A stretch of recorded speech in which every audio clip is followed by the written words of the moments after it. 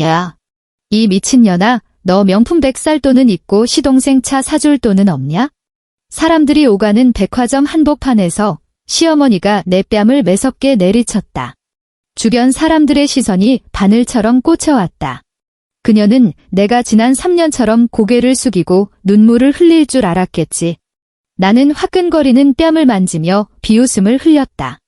그리고 그녀에게 다가가 귓가에 한마디를 속삭였다. 그 순간 기세등등하던 그녀의 얼굴에서 핏기가 순식간에 가셨다. 사연을 시작하기 전에 구독과 좋아요, 그리고 어디서 시청하고 계신지 댓글로 남겨주시면 감사하겠습니다. 기쁘게 인사드리겠습니다. 자, 그럼 이야기 시작합니다. 뜨거운 기름이 손등에 튀어 붉은 물집이 잡혔다. 민희는 전을 뒤집는 손길을 멈추지 않았다.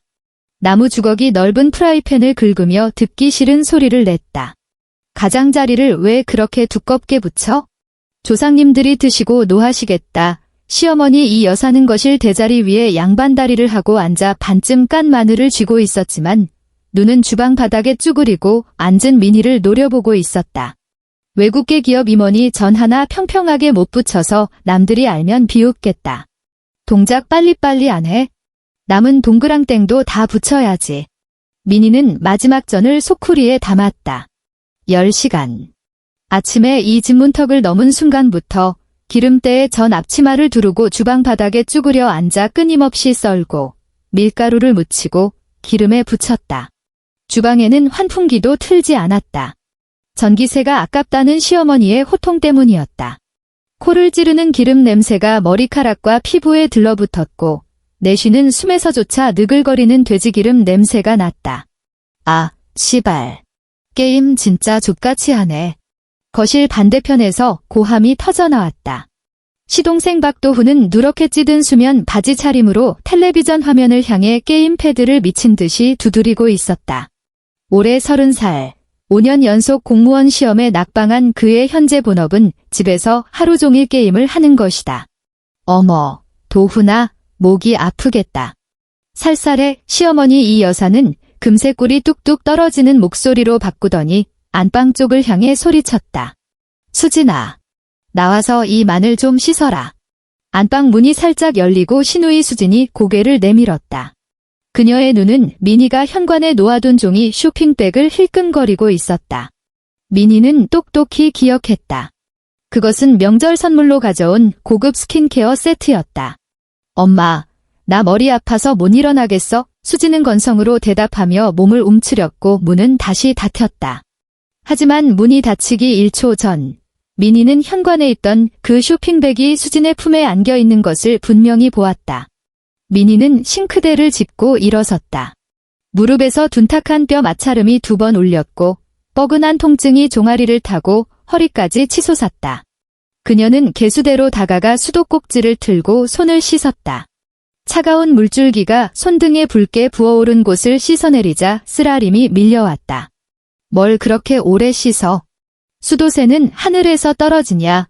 시어머니는 깐 마늘을 플라스틱 대야에 쓸어 담고는 손을 탁탁 털며 일어났다. 상 치우고 반찬 내놔. 우리 도진이 퇴근할 시간 다 됐다. 구청에서 일하는 공무원이 매일 얼마나 머리를 쓰는데 내가 내조를 잘해야지. 밤 11시 집으로 돌아가는 차 안은 엔진 소리만 낮게 울릴 뿐 고요했다. 남편 박도진은 운전대를 잡고 연신 넥타이를 느슨하게 끌어당겼다. 신호 대기에 걸려 브레이크를 밟은 그는 조수석에 앉은 민희를 돌아보았다. 오늘 엄마가 나한테 한마디 하시더라. 박도진은 마른 침을 삼키며 특유의 당연하다는 듯한 변명조로 입을 열었다. 도훈이 이번에 운전면허 땄잖아. 사지 멀쩡한 남자가 30살 먹고 매일 지옥철 타는 것도 그렇고 선자리 나가도 체면이 안 서지 않냐며 엄마가 수입 SUV 하나 봐두셨대. 민희는 차창 밖으로 스쳐 지나가는 가로등을 보며 반문했다. 그러니까 내가 큰형수로서 성의를 좀 보여야 하지 않겠어. 박도진의 손가락이 운전대를 2번 두드렸다. 너 지난달에 프로젝트 인센티브 받았잖아. 그 돈 쥐고 있어봤자 뭐해? 맏형수가 엄마나 다름없는데 내가 도훈이 차 한 대 뽑아주면 우리 집안 체면도 살고 좋잖아. 민희는 고개를 돌려 박도진의 점잖은 얼굴을 응시했다. 대학 캠퍼스에서 가장 진실한 목소리로 평생 지켜주겠다고 맹세했던 그 얼굴이었다. 차를 사달라고. 민희의 목소리는 아주 낮았다. 기름값도 너한테 타 쓰는 애한테 내가 수입차를 사준다고? 그거 6천만 원이야. 6천 원이 아니라. 넌 왜 그렇게 계산적이냐? 박도진의 미간이 팍 구겨졌고 언성을 크게 높이며 얌전하던 얼굴이 붉게 달아올랐다. 이게 다 집안 체면을 위해서잖아. 내가 돈 더 잘 버니까 조금 더 보태는 게 그렇게 억울해? 우리 엄마가 나 키우느라 얼마나 고생하셨는데 이제 우리가 보답할 차례라고. 넌 박씨 집안에 시집 왔으면 박씨 집안 사람인데 왜 매일 그렇게 선을 긋고 따져? 민희가 안전벨트를 풀으자 찰칵하는 날카로운 소리가 났다. 그건 내 개인 인센티브야. 체면이 그렇게 중요하면 내 돈으로 직접 사줘. 너 진짜. 박도진이 엑셀을 거칠게 밟자 차가 텅 빈 도로 위에서 찢어질 듯한 굉음을 냈다. 진짜 말이 안 통한다. 넌 무서울 정도로 피도 눈물도 없어. 그날 밤 민희는 손님 방에서 잤다.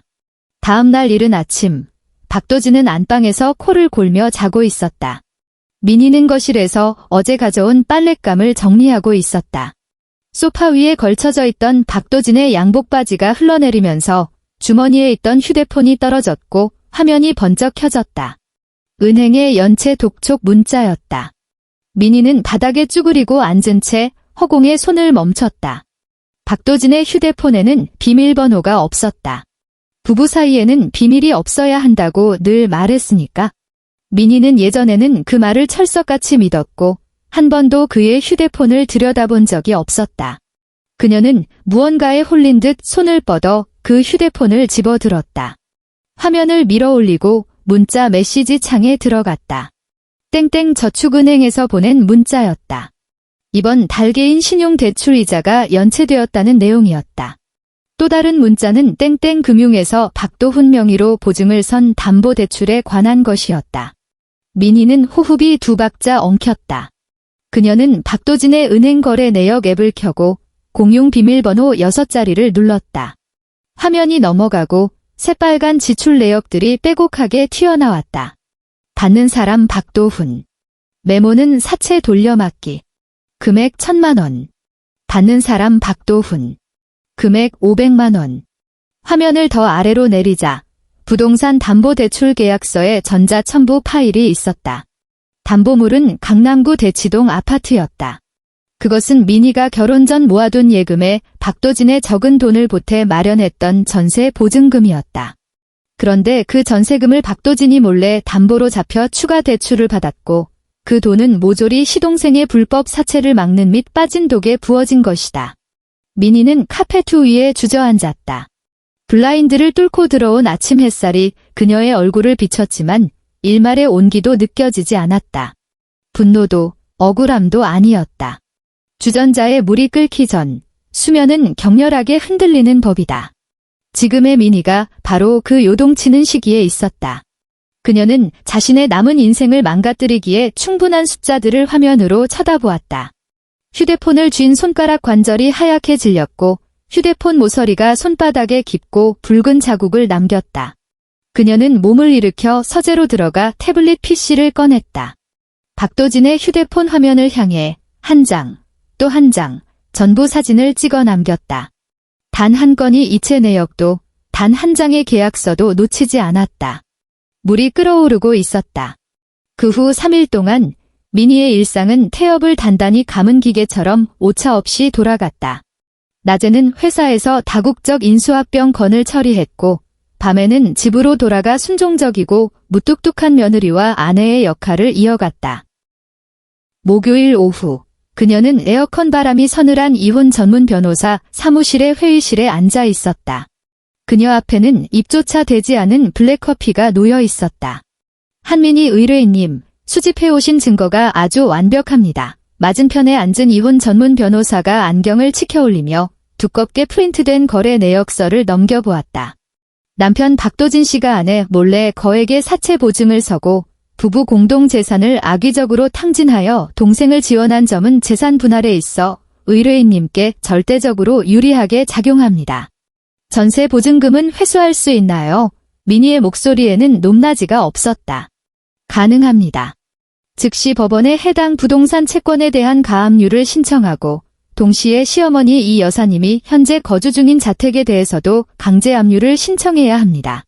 자금의 흐름이 시어머니와 연관되어 있다는 것만 증명하면 진행할 수 있습니다. 이 변호사가 고개를 들었다. 하지만 현관문에 빨간 딱지가 붙는 순간 모든 게 완전히 박살 나는 겁니다. 정말 이 단계까지 가실 생각이십니까? 민희는 창밖으로 보이는 서울의 잿빛 하늘을 응시하며 눈앞의 위임장을 끌어당겨 자신의 이름을 서명했다. 최대한 빨리 진행해 주세요. 주말 강남 신세계 백화점. 매장 안에는 잔잔한 피아노 선율이 흐르고 있었다. 공기 중에는 값비싼 향수와 커피 향이 뒤섞여 떠다녔다. 민희는 재단이 깔끔하게 떨어지는 트렌치코트를 입고 3층의 명품 가죽 브랜드 매장 앞에 서서 다음 주에 만날 독일 바이어에게 줄 선물용 서류 가방을 고르고 있었다. 하얀 장갑을 낀 직원이 짙은 남색의 소가죽 가방을 유리 진열대 위에 올려놓았다. 민희는 자신의 신용카드를 꺼내 건넸다. 바로 그때 엘리베이터 쪽에서 시끄러운 소란이 들려왔다. 너무나 익숙한 소리, 억지로 언성을 높인 거칠고 탁한 목소리였다. 아이고, 도훈아. 이 구두가 아까 내가 입어본 정장이랑 딱 어울린다. 내 형이 한도 없다고 마음껏 긁으라고 했어. 시어머니 이 여사는 여러 브랜드의 쇼핑백 6개를 손에 들고 앞장서서 위풍당당하게 걷고 있었다. 그 뒤로는 트레이닝복 차림의 시동생 박도훈이 까만색 가족 카드를 만지작거리며 따라오고 있었다. 박도진의 카드였다. 민희는 매장 안에 서서 차가운 눈으로 이 모자를 지켜보았다. 명품 매장을 훑어보던 이 여사의 시선이 갑자기 한 곳에 멈췄다. 그녀는 민희의 손에 들린 신용카드와 진열대 위에 놓인 500만 원짜리 서류 가방의 가격표를 번갈아 보더니 순식간에 눈을 부릅떴고 눈동자에는 핏발이 섰다. 그녀는 쇼핑백들을 내팽개치고 세일할 때 산굽 낮은 구두를 신은 채 고장난 수레처럼 매장 안으로 돌진했다. 짝! 조용한 매장 안에 소름 끼치도록 경쾌한 뺨 때리는 소리가 터졌다. 민희의 고개가 한쪽으로 돌아갔다. 왼쪽 뺨에는 순식간에 5개의 붉은 손가락 자국이 부어올랐다. 불에 댄 듯한 화끈거림이 신경을 타고 뇌로 전해졌다. 주변 고객들이 헉하고 숨을 들이켰다. 결제를 진행하던 직원은 화들짝 놀라 손을 떨며 신용카드를 바닥에 떨어뜨렸다. 야, 이 미친년아. 이 여사가 민희의 코앞에 삿대질을 하며 유리 진열대에 침방울을 튀겼다. 이 속이 시커먼 독사 같은 년. 너 명품 100살 돈은 있고 시동생 차 사줄 돈은 없냐?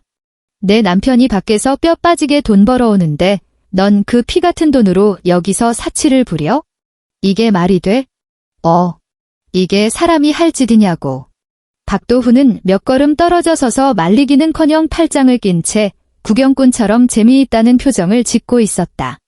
백화점 보안 요원들이 이쪽으로 달려오기 시작했다. 구경하는 사람들이 점점 모여들었고 몇몇은 휴대폰을 꺼내 들었다. 3년 전이었다면 민희는 눈시울을 붉힌 채 고개를 숙여 주변 사람들에게 사과하고 시어머니를 이끌고 도망치듯 자리를 떠났을 것이다. 하지만 지금 그녀는 천천히 고개를 다시 돌렸다. 그녀는 뺨을 감싸 쥐지 않았다. 붉게 부어오른 자국이 백열등 아래서 더욱 섬뜩하게 드러났다. 직원이 덜덜 떨며 얼음물이 담긴 컵을 건넸다. 민희는 그것을 받아들고 한 모금 마셨다. 차가운 액체가 꽉 막힌 목구멍을 타고 내려가며 뱃속에서 끓어오르는 구역질을 억눌렀다. 그녀는 티슈를 꺼내 우아하게 입가를 닦은 뒤 쓰레기통에 버렸다. 그녀가 앞으로 한 걸음 다가갔다. 하이힐 굽이 대리석 바닥에 부딪히며 날카로운 소리를 냈다. 이 여사는 생기 하나 없는 민희의 섬뜩한 눈빛에 오싹함을 느끼고 무의식적으로 반걸음 뒷걸음질 쳤다. 뭘 봐. 내가 틀린 말 했어? 여편네가 조신하지 못하게. 민희는 이 여사의 귓가로 얼굴을 바짝 다가갔다. 그녀의 목소리는 아주 낮았고 두 사람과 바로 옆에 있던 박도훈만이 똑똑히 들을 수 있었다. 어머님 민희의 말투는 회의록을 읽어 내려가듯 차분했다. 대치동 아파트 전세금 이미 가압류 당했어요. 도훈 도련님이 빌려 쓴 사채업자들이 조만간 어머님 집 문을 부수러 갈 겁니다. 오늘 긁은 것들 영수증 꼭 챙겨두세요. 당장 내일부터 시장에서 콩나물 쌀 돈도 없으실 테니까요. 이 여사의 얼굴에 가득하던 기세가 일시 정지 버튼을 누른 듯 멈췄다. 5초 만에 그녀의 누렇게 뜬 뺨에서 핏기가 싹 가시며 시체처럼 창백해졌다. 너 방금 뭐라고 했어? 이 여사의 입술이 파르르 떨렸고 두 다리는 뼈가 발라진 것처럼 허물어지기 시작했다. 어머님네 식구들 다 길바닥에 나앉게 생겼다고요. 민희는 허리를 곧게 펴고 바닥에 떨어진 자신의 신용카드를 주워 지갑에 넣었다. 이 여사는 무릎에 힘이 풀려 쿵소리를 내며 대리석 바닥에 주저앉았다. 그녀 주변에 있던 쇼핑백들이 쓰러지면서 새로 산 비싼 옷들이 바닥에 뒹굴며 남들이 밟고 간 먼지가 묻었다. 박도훈의 얼굴에 걸려있던 비웃음이 굳어버렸다. 그는 어쩔 줄 몰라 하며 바닥에 주저앉은 어머니와 무표정한 민희를 번갈아 보았지만 입 밖으로 단 한마디도 내뱉지 못했다. 민희는 포장된 서류 가방을 집어들고 엘리베이터를 향해 몸을 돌렸다. 등 뒤에서 벌어지는 아수라장은 단 한 번도 뒤돌아보지 않았다. 다음 날 오전, 서울의 하늘은 우중충했고 가랑비가 흩날리고 있었다. 이 여사가 사는 낡은 아파트 단지 밖에 법원 마크가 찍힌 승합차 2대가 멈춰섰다. 쾅, 쾅, 쾅. 무거운 문 두드리는 소리가 복도에 울려 퍼졌다. 이 여사는 보풀이 일어난 실내복 차림으로 손에 마른 미역을 쥔 채 욕설을 퍼부으며 문을 열러 나갔다. 누가 아침부터 문을 부수고 지랄이야. 초상났어. 문이 살짝 열리자마자 제복을 입고 가슴에 신분증을 건 남자 여럿이 거칠게 문을 밀고 들어왔다. 선두에 선 집행관이 붉은 직인이 찍힌 서류를 내밀었다. 이정숙 씨 맞으십니까? 법원의 강제 집행명령을 받고 왔습니다. 이 부동산은 현재 법에 따라 재산보전 처분으로 가압류되었습니다.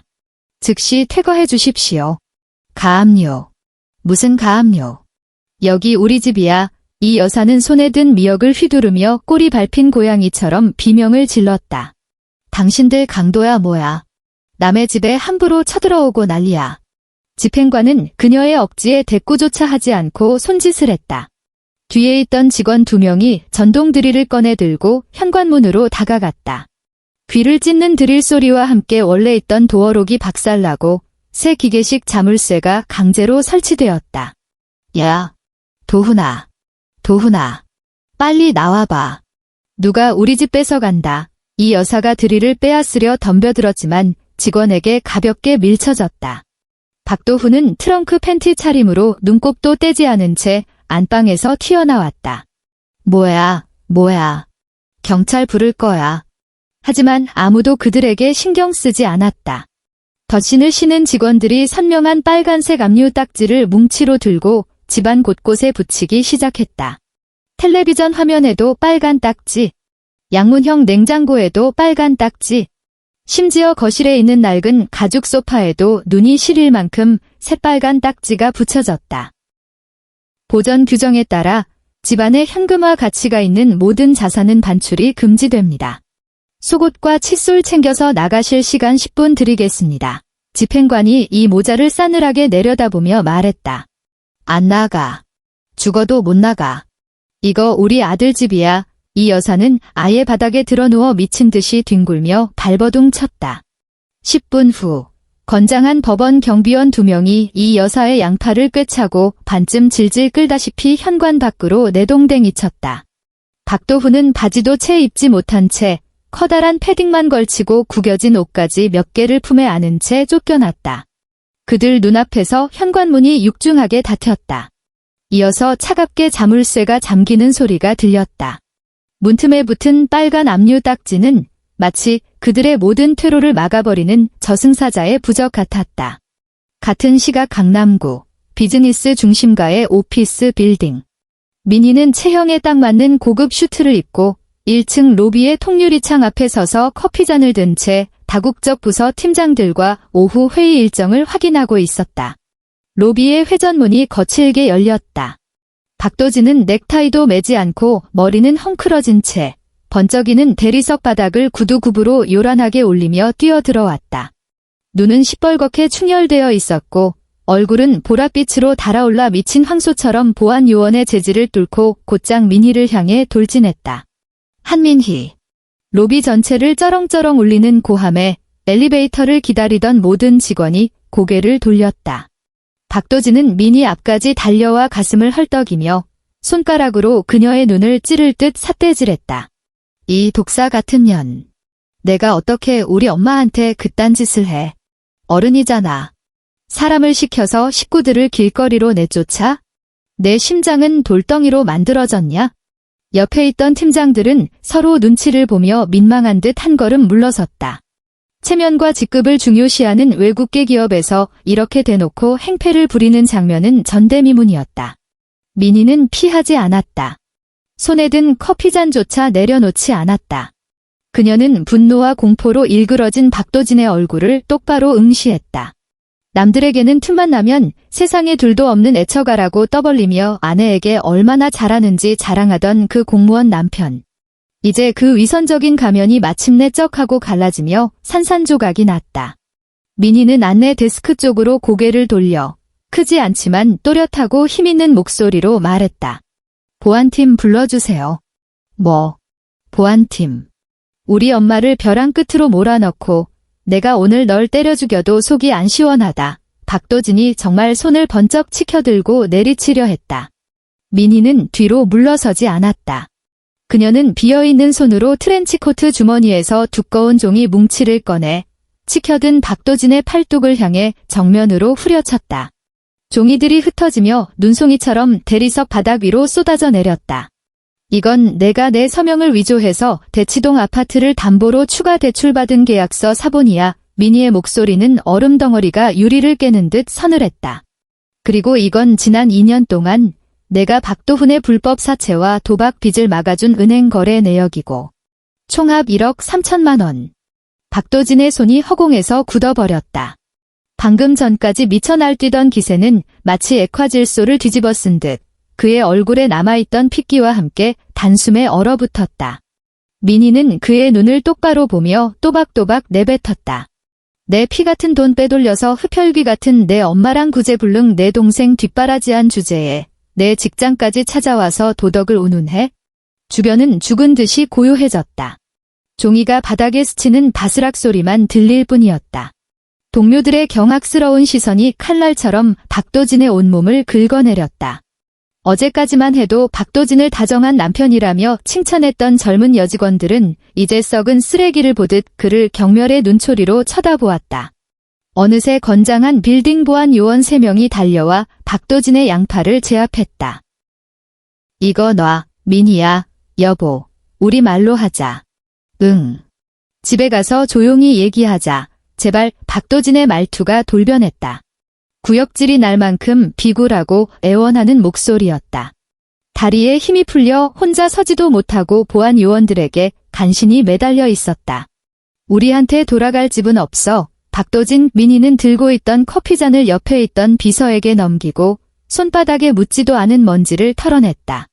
법정에서 보자. 보안 요원들이 계속해서 발버둥 치는 박도진을 질질 끌며 회전문을 향해 나갔다. 민희는 돌아서서 통유리 창 밖으로 흐린 하늘을 내다보았다. 폭풍이 몰아치기 직전이었지만 그녀의 마음속은 지난 3년 중 그 어느 날보다 눈부시게 맑았다. 하지만 이걸로는 부족했다. 고작 이 정도 고통은 그 주방에서 폐부 깊숙이 들이마셨던 돼지기름 냄새에 비하면 아무것도 아니었다. 이것은 시작일 뿐이었다. 올가미는 이제 막 그들의 목에 걸렸고 그녀는 천천히, 아주 천천히 조여갈 것이다. 그날 깊은 밤, 용산구의 24시간 찜질방 안에는 시큼한 땀냄새와 구운 달걀의 미세한 비린내가 감돌고 있었다. 이 여사는 열기가 올라오는 바닥 매트 위에 양반다리를 하고 앉아 거친 손가락으로 휴대폰 화면을 미친 듯이 찔러대고 있었다. 박도훈의 휴대폰을 빼앗아든 그녀의 눈은 밤샘과 분노로 끔찍하게 핏발이 서 있었다.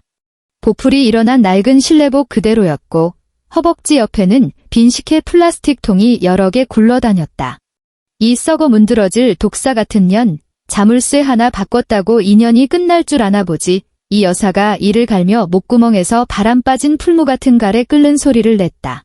대치동 아파트 맘카페에 아주 오지랖 넓은 아줌마들이 득시글거리지. 내가 오늘 그년 껍데기를 아주 싹 벗겨놓고 말 테다. 그녀는 대치동 맘카페 커뮤니티 화면을 열고 서툴게 제목을 입력했다. 손가락이 두꺼워 자꾸 오타가 났고 백스페이스를 누를 때마다 상스러운 욕설을 내뱉었다. 게시글 제목은 외국계 기업 임원 며느리의 실체, 시어머니와 시동생을 길거리로 내쫓은 악독한 년이었다. 대치동 주민 여러분, 저는 여러분이 사시는 102동 1층에 살던 시어머니입니다. 다국적 기업에 다니는 제 며느리 한민희가 겉으로는 번지르르한 척하지만 뒤로는 짐승만도 못한 짓을 저지르고 있습니다.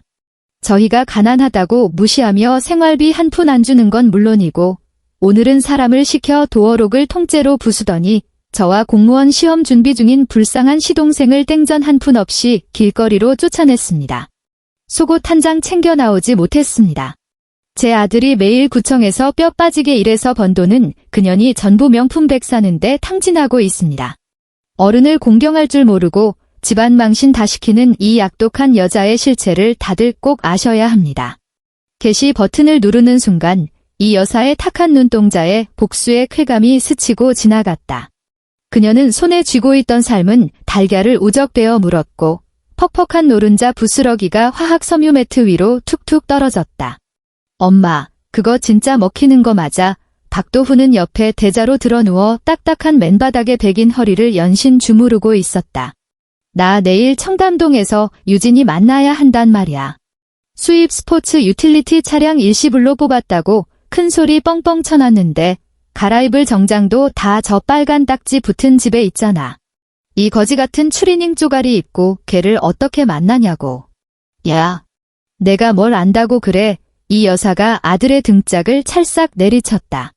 이 맘카페 여편네들이 제일 혐오하는 게 며느리 도리 안 하고 나대는 것들이야.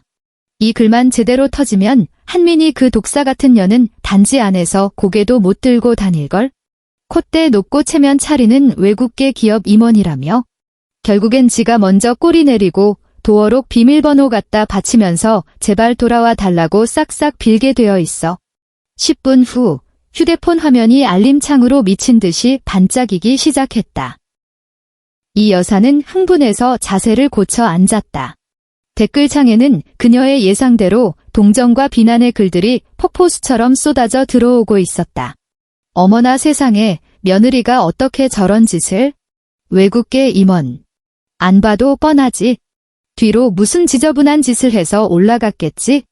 어르신이 너무 불쌍하네요. 저런 여자는 우리 대치동에서 쫓아내야 맞습니다. 이 여사는 그 댓글들을 보며 입꼬리가 귀에 걸리도록 웃었다. 그녀는 내일 한민희가 무릎을 꿇고 게시글을 지워달라고 애원할 때 정신적 피해보상 위자료 명목으로 3천만 원을 더 뜯어낼 심산까지 하고 있었다. 다음 날 오전 강남구 중심 업무지구의 고층 오피스 빌딩 안. 민희는 널찍한 임원용 책상 뒤에 앉아 있었다. 블라인드가 눈부신 햇살을 걸러내어 매끄러운 책상 위로 가지런한 그림자를 드리웠다. 사무실 안은 중앙 난방기가 돌아가는 미세한 백색 소음만이 들릴 뿐 숨막히도록 고요했다. 책상 위에 내선 전화가 울렸다. 한 상무님, 거주하고 계신 대치동 아파트 커뮤니티에 상무님을 겨냥한 악성 게시글이 올라왔습니다. 현재 조회수가 10,000건을 돌파했고 회사 주소까지 신상 털기를 시도하는 사람들도 있습니다. 비서의 목소리에는 초조함이 묻어났다. 민희의 시선은 눈앞의 인수합병 서류에서 단 한 치도 벗어나지 않았다. 그녀가 손가락으로 서류 한 장을 넘기자 빳빳한 종이 마찰음이 경쾌하게 울렸다. 제 개인 컴퓨터로 링크 보내세요. 그녀는 링크를 열고 맞춤법도 엉망인 채 선동으로 점철된 고발글을 빠르게 훑어내려갔다. 화면에 떠있는 불효, 독사, 사치 같은 단어들을 보며 그녀의 입꼬리가 차갑게 말려 올라갔다. 사냥감은 그녀가 파놓은 함정으로 예상했던 동선 한치의 어긋남 없이 제 발로 걸어 들어와 주었다. 그녀는 바탕화면에 암호화된 폴더를 클릭했다. 그 안에는 그녀가 지난 3일 동안 완벽하게 정리해둔 모든 자료가 담겨 있었다. 그녀는 구구절절 변명을 늘어놓지 않았다. 이 여사가 올린 그 뜨거운 게시글 아래에 오직 자신의 실명으로 단 하나의 댓글을 달고 3개의 파일을 첨부했다. 첫 번째 파일은 백화점 CCTV 영상 복사본이었다. 고화질 화면 속에는 이 여사가 명품 매장으로 기세등등하게 쳐들어와 미니의 뺨을 매섭게 후려치는 장면이 너무나도 선명하게 담겨 있었다. 무엇보다 눈에 띄는 것은 이 여사의 발치에 나뒹구는 그 수많은 고가의 브랜드 쇼핑백 무더기였다. 두 번째 파일은 박도진이 대치동 아파트를 몰래 추가 담보 대출로 넘긴 인감도장이 찍힌 계약서 스캔본이었다. 세 번째 파일은 지난 2년간 박도진의 계좌에서 박도훈의 계좌로 사채 상환이라는 메모와 함께 이체된 수십 건이 은행 거래 내역 캡처본이었다. 총 금액은 1억 3천만 원이었다. 민희는 엔터 키를 내리쳤다. 남긴 문장은 단 한 줄이었다. 아내의 전세 보증금을 빼돌려 시동생의 불법 사채를 갚아주고 아내의 피 같은 돈으로 백화점에서 사치를 부리며 사람들 앞에서 아내를 폭행한 시어머니. 이것이 진실입니다. 온라인의 여론이 뒤집히는 데는 단 몇 초면 충분했다. 찜질방에서 이 여사는 방금 전까지 자신의 활약상을 옆자리 아주머니에게 자랑하려던 참이었다. 그녀가 고개를 숙여 세로 고침을 누르자 화면을 가득 채웠던 동정과 위로의 말들이 순식간에 느낌표와 쌍욕으로 도배되기 시작했다. 미친 거 아니야? 며느리 전세금 빼서 고리대금을 갚아? 어쩐지 저 할망구 낯이 익다 했더니 며칠 전에 강남 백화점에서 며느리 패던 그 진상 아줌마잖아. 진짜 소름 돋는 뻔뻔함이다. 며느리 피까지 쪽쪽 빨아먹고 무슨 낯짝으로 여기 와서 피해자 코스프레야. 당장 대치동에서 쫓아내. 저런 기생충 같은 집구석은 우리 단지 수치다. 이 여사의 얼굴에 맺혀있던 웃음기가 차갑게 굳어버렸다. 그녀는 숨쉬는 것조차 잊은 채 화면 위로 미친 듯이 솟아오르는 욕설들을 넋을 잃고 바라보았다. 손가락이 덜덜 떨리며 삭제 버튼을 누르려 했지만 댓글이 올라가는 속도가 너무 빨라 도무지 클릭을 할 수가 없었다. 이게 무슨 일이야, 이럴 리가 없는데. 야, 아줌마. 머리 위에서 천둥 같은 고함이 터졌다. 앞치마를 두른 찜질방 사장님이 빨간 플라스틱 바가지를 든 채 화가 머리끝까지 난 얼굴로 이 여사 앞에 서 있었다. 주변에 있던 손님들은 이미 3m 밖으로 물러나 그녀를 향해 손가락질을 하고 있었다. 심지어 휴대폰을 들고 촬영하는 사람도 있었다. 어디서 많이 봤다 했더니 인터넷에 떠도는 그 사기꾼 시어머니구만. 사장님의 목소리가 귀를 찢을 듯 울렸다. 우리 여기 멀쩡하게 장사하는 곳이야. 법원 압류 딱지까지 붙은 인간이 어디서 재수없게 물을 흐려. 당장 썩 안 기어나가. 너 지금 뭐라고 했어? 내가 누군지 알아? 우리 아들이 구청에서 일하는 공무원이야. 이 여사가 바동거리며 일어나 따지려 들었다. 사장님은 일말의 망설임도 없이 손목을 획 스냅했다.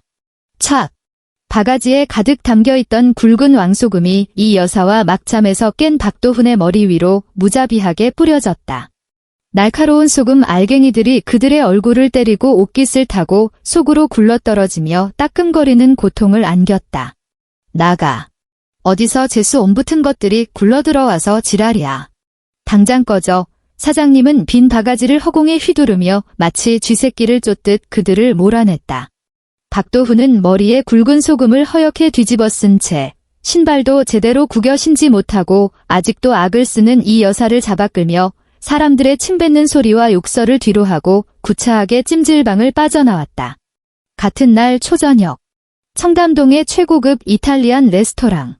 박도훈은 압류 딱지를 피한 유일하고 그나마 멀쩡한 정장 재킷을 걸치고 창가 자리에 앉아 있었다. 크리스탈 샹들리에의 불빛이 왁스를 떡칠한 그의 머리통 위로 번쩍거렸다. 그의 맞은편에 앉은 여자는 만난 지 석 달 된 결혼 상대 유진이었다. 친정이 대형 슈퍼마켓 체인을 2개나 운영하는 은수저 집안 딸이었다. 박도훈은 나이프와 포크를 들고 접시 위에 미디엄 레어 스테이크를 썰고 있었다. 칼날이 본차이나 접시 바닥을 긁으며 끼익 하는 거슬리는 소리를 냈다. 유진아, 대치동 집은 잠깐 머무는 거야. 다음 주에 내 수입 스포츠 유틸리티 차량 출고되면 양평으로 드라이브나 가자. 거기 별장 단지 맘에 든다고 했지? 우리 형 투자금 회수되면 바로 계약금 쏘고 올리자. 박도훈은 짐짓 여유로운 척와인 잔을 들어 올리며 빈티지도 모르는 싸구려 레드 와인을 한 모금 머금었다. 유진은 그를 쳐다보지도 않았다.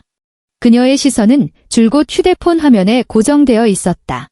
액정 불빛이 그녀의 얼굴을 비추고 있었고 그 표정은 소름 끼치도록 싸늘했다. 바로 방금 전 그녀가 속해 있는 금수저 딸내미들 단톡방에 누군가 링크 하나를 던졌다. 대치동 맘카페를 뒤집어 놓은 그 역대급 폭로글은 이미 다른 커뮤니티까지 쫙 퍼져버린 후였다. 도훈 오빠 유진이 갑자기 입을 열었다. 감정의 동요라곤 한 톨도 느껴지지 않는 목소리였다. 왜 그래? 스테이크가 입에 안 맞아 박도훈은 나이프를 내려놓으며 스스로 치명적이라 믿어 의심치 않는 느끼한 미소를 지어 보였다. 유진은 자신의 휴대폰을 뒤집어 테이블 한가운데로 밀어냈다. 화면에서는 CCTV 영상이 재생되고 있었다. 영상 속에서 촌스러운 트레이닝복 차림으로 팔짱을 낀 채 제 어미가 남의 뺨을 치는 것을 구경하던 그 남자, 재밌어 죽겠다는 듯 일그러진 그 얼굴이 지금 눈앞에서 싸구려 향수를 뿌린 채 재벌 3세 흉내를 내고 있는 허세 가득한 남자와 완벽하게 겹쳐졌다. 박도훈의 미소가 순식간에 얼굴에 얼어붙었다. 위장이 쪼그라드는 듯했고 방금 삼켰던 스테이크 고기 조각이 차가운 돌덩이가 되어 식도를 꽉 틀어막은 것 같았다. 이거 오해야 유진아. 내 말 좀 들어봐. 저 여자가 사실은 엄청난... 유진은 자리에서 일어났다. 그녀는 그가 구차한 변명을 지어낼 1초의 시간조차 주지 않았다.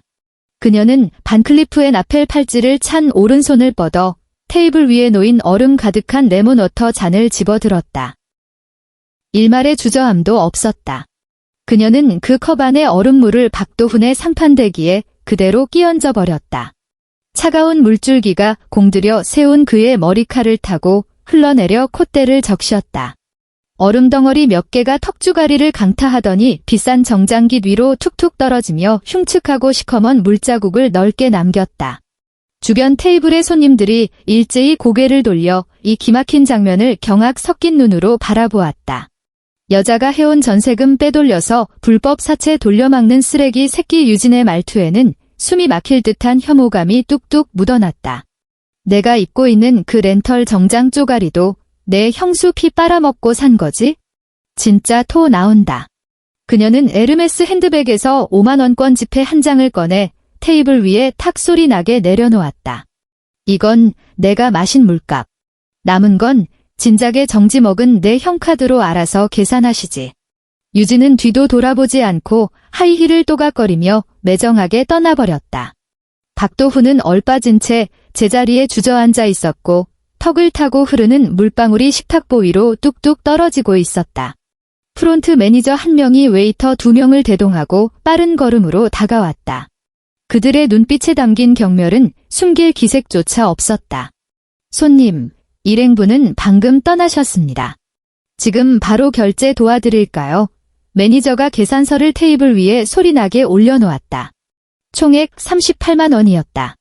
박도훈은 덜덜 떨리는 손으로 바지 주머니를 뒤져 그 까만색 가족 카드를 건넸다. 매니저가 단말기에 카드를 긁었다. 기계에서 신경질적인 비프음이 길게 울렸다.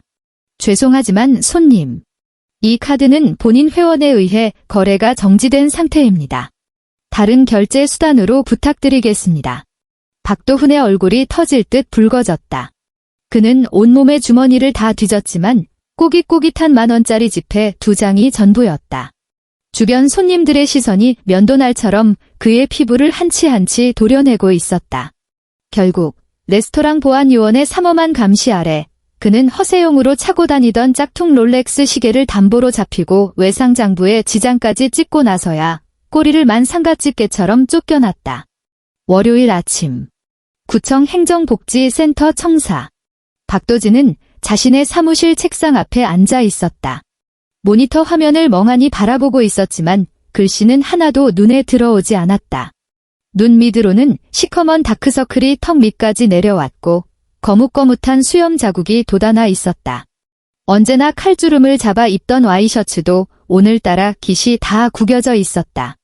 사무실 안의 공기는 기괴할 정도로 숨막혔다.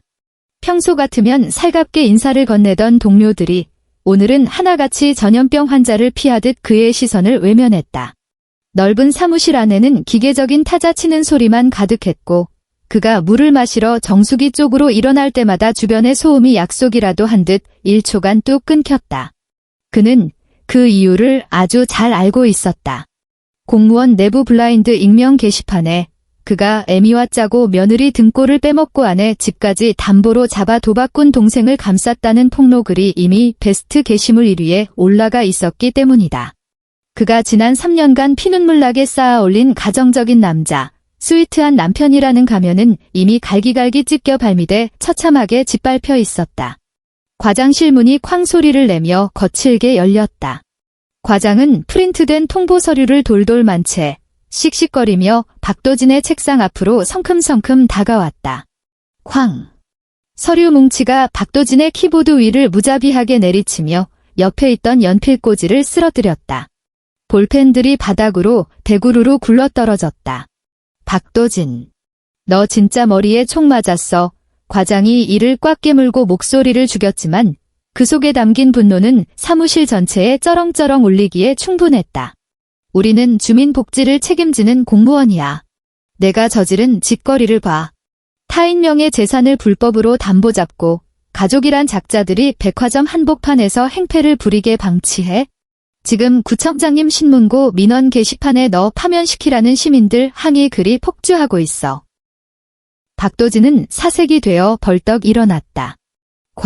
과장님. 제 말씀 좀 들어보십시오.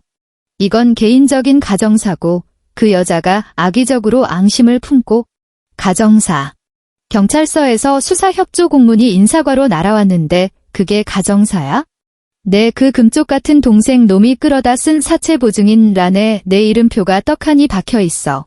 과장은 손가락을 덜덜 떨며 그의 코앞을 삿대질했다. 공무원 품위 유지 의무는 걔나 줬어?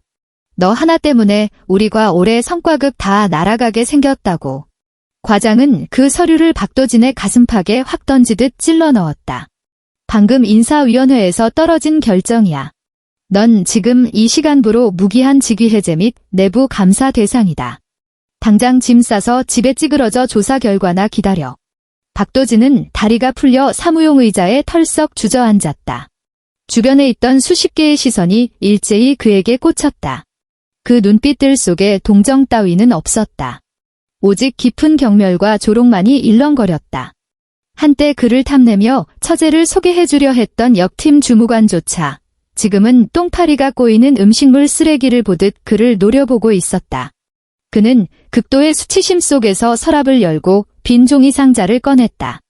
그는 기계처럼 짐을 쓸어 담았다. 싸구려 스테이플러, 2년 넘게 쓴 보온병. 그의 손이 모니터 옆에 세워진 부부 사진 액자에 닿는 순간 손가락에 핏대가 섰다. 미니와 함께 찍은 웨딩 사진이었다. 여직원들의 칭찬을 구걸하기 위해 항상 가장 잘 보이는 곳에 전시해 두었던 그 액자였다. 그는 액자를 상자 안으로 팽개쳤다. 유리 표면이 스테이플러 모서리에 부딪히며 쩍하는 날카로운 소리를 냈고 흉측하게 금이 가버렸다. 박도진은 짐이 든 묵직한 상자를 들고 구청 청사를 빠져나왔다. 초겨울에 매서운 칼바람이 그의 야른 셔츠를 뚫고 뼛속까지 파고들었다. 그는 길모퉁이에 멈춰서서 상자를 바닥에 내려놓고 휴대폰을 꺼내 미니의 번호를 눌렀다. 지금 거신 번호는 당분간 수신이 정지되어 기계적인 안내 멘트가 귓가를 맴돌았다. 그는 괴성을 지르며 옆에 있는 시멘트 벽을 향해 휴대폰을 미친 듯이 집어 던졌다. 액정 화면이 순식간에 박살났고 시커먼 유리 파편들이 먼지투성이 바닥 위로 흩어졌다. 서울가정법원은 난방이 아주 빵빵하게 돌아가고 있었다. 원목 소재의 벽 패널이 백열등 조명 아래 차가운 광택을 뿜어냈다. 판사는 높게 솟은 법대 위에 앉아 표정 하나 변하지 않고 눈앞에 두툼한 소송 기록을 넘기고 있었다. 원고 한민희와 피고 박도진의 이혼 청구 소송 사건에 대해 주문을 낭독하겠습니다. 오 판사의 목소리는 텅 빈 법정에 건조하게 울려 퍼졌다. 억양이라곤 전혀 없었다. 피고가 원고 몰래 거액의 불법 채무에 대한 보증을 서고 부부 공동재산을 악의적으로 은닉 및 유용한 점이 인정됩니다. 원고가 제출한 금융거래 내용 및 CCTV 증거가 명백하므로 원고의 청구를 모두 인용합니다. 판사는 흘러내린 안경을 축혀올리며 계속해서 읽어내려갔다. 대치동 아파트의 전세 보증금에 얽힌 채무는 피고가 독단적으로 위법한 담보대출을 실행한 결과이므로 해당 채무는 피고 박도진 개인이 전액 부담합니다. 원고의 혼인 전 특유 재산 및 혼인 기간 중 발생한 근로소득은 모두 원고에게 귀속됩니다. 피고는 무단 유용한 원고의 자금 1억 3천만 원을 30일 이내에 반환할 것을 명합니다. 피고석에 앉은 박도진은 두 손으로 책상 모서리를 꽉 부여잡고 있었다. 그는 불과 며칠 새 10년은 폭삭 늙어 보였다. 항상 깔끔하게 넘기고 다니던 머리카락은 떡이 져 두피에 찰싹 달라붙어 있었고 어깨는 축 늘어져 마치 시체처럼 절망적인 기운을 뿜어내고 있었다. 반대편에 앉은 민희는 달랐다. 그녀는 미니멀한 핑의 블랙 슈트를 차려입고 척추를 꼿꼿이 세우고 있었다. 승소 판결을 들었음에도 그녀의 얼굴에는 그 어떤 감정의 요동도 없었다. 그녀는 그저 차분하게 만년필을 들어 재판조서에 자신의 이름을 정자로 서명할 뿐이었다. 눈물 콧물 빼는 악다구니도 구질구질한 말싸움도 없었다. 티끌만 한 빈틈도 없는 이 완벽한 증거사슬은 가장 날카로운 수수용 메스가 되어 이 흡혈귀 같은 집구석과 그녀 사이의 모든 연결고리를 아주 깔끔하게 도려내버렸다. 이제 저들이 직면할 현실은 사채업자들의 피 말리는 추심과 완벽한 파산이라는 지옥뿐이었지만 그 모든 것들은 이제 그녀와 일절 상관없는 남의 집 불구경이 되었다. 법원의 묵직한 현관문을 밀고 나오자 바깥에는 살을 애는 듯한 칼바람이 불어닥치고 있었다. 민희는 하이힐을 또각거리며 탁 트인 돌계단을 걸어 내려갔다.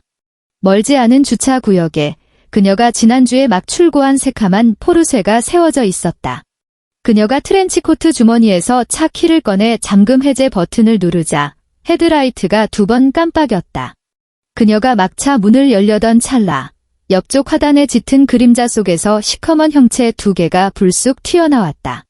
동정심조차 사치로 느껴질 만큼 처참한 몰골이었다. 이 여사와 박도훈은 몇 달은 빨지 않은 듯 떼국물이 줄줄 흐르는 옷을 걸치고 있었고 온몸에서는 반지하방 특유의 코를 찌르는 곰팡내와 시큼한 쉰내가 진동했다.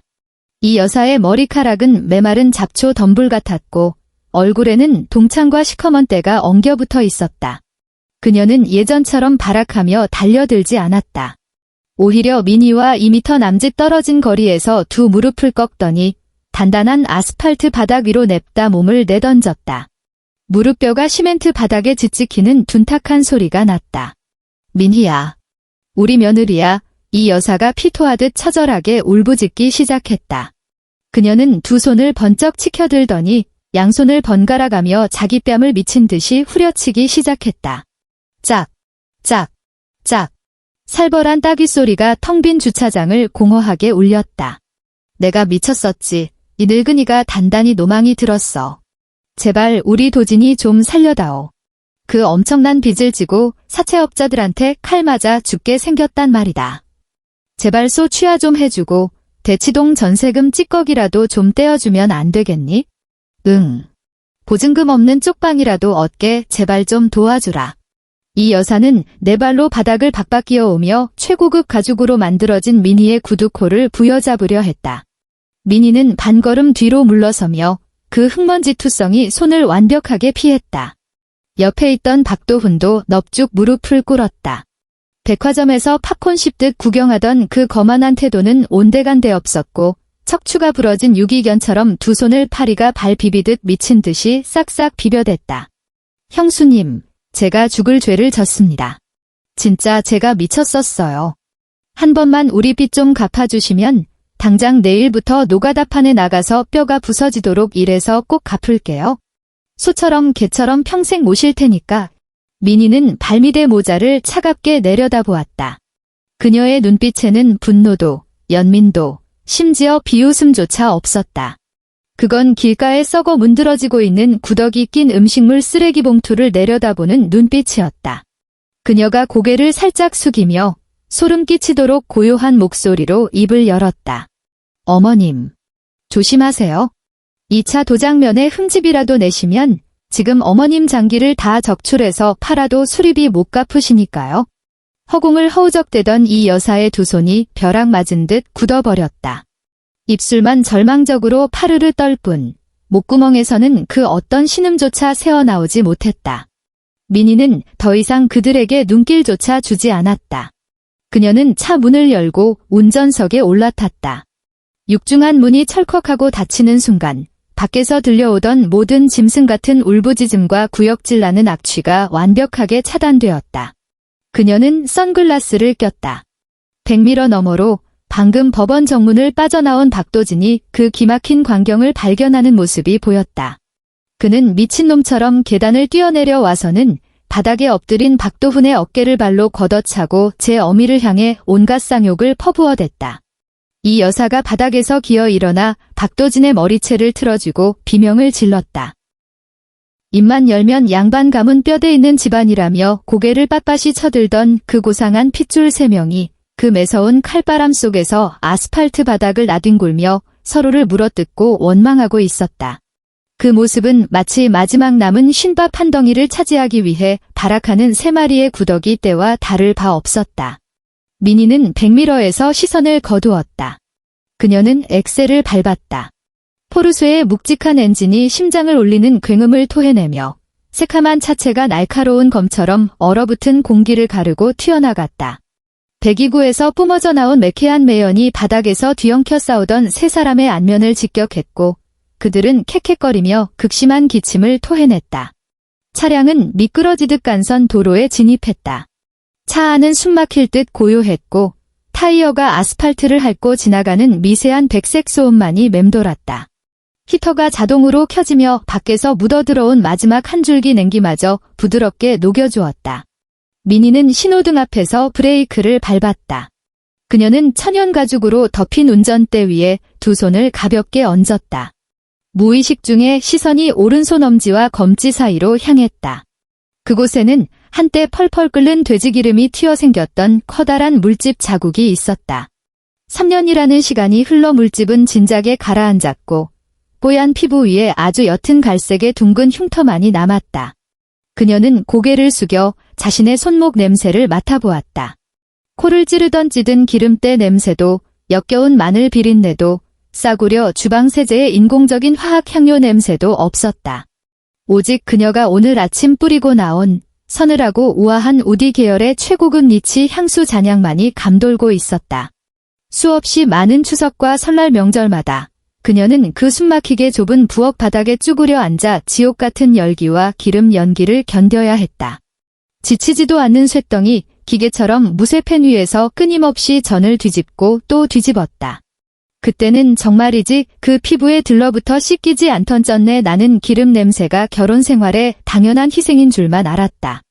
내 모든 것을 깎아내고 헌신하면 온전한 가족이라는 울타리를 얻을 수 있을 것이라 순진하게 믿었었다. 민희는 왼손 엄지손가락을 뻗어 이제는 아무런 통증도 느껴지지 않는 그 옅은 갈색 흉터를 조용히 문질렀다.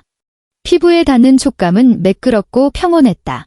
신호등의 빨간불이 초록불로 바뀌었다.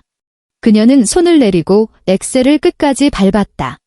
차량은 화려하게 흐르는 서울의 도심 한복판으로 경쾌하게 합류해 들어갔다. 지난 3년간 그녀의 목을 조르던 그 지긋지긋하고 역겨웠던 기름 냄새를 백미러조차 닿지 않는 까마득한 과거 속으로 영원히 처박아버린 채로.